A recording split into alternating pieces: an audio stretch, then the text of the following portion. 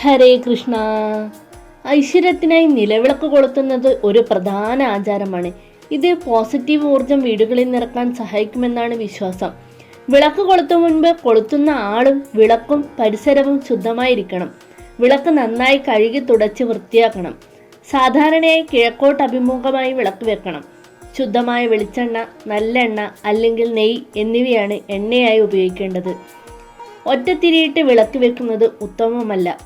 2, 5, 7 തിരികൾ ഇട്ട് വേണം വിളക്ക് വെക്കാൻ.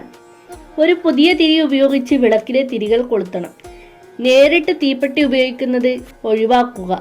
സന്ധ്യാസമയത്തോ രാവിലെ ബ്രഹ്മമുഹൂർത്തത്തിലോ വിളക്ക് കൊളുത്തി ഇഷ്ടദേവതയെ പ്രാർത്ഥിക്കുന്നത് വളരെ നല്ലതാണ്. വിളക്ക് ഊതി അണയ്ക്കാതെ തിരി താഴോട്ട് വലിച്ച് എണ്ണയിൽ മുക്കി അണയ്ക്കുകയോ ഒരു പൂവ് കൊണ്ട് അണയ്ക്കുകയോ ചെയ്യണം.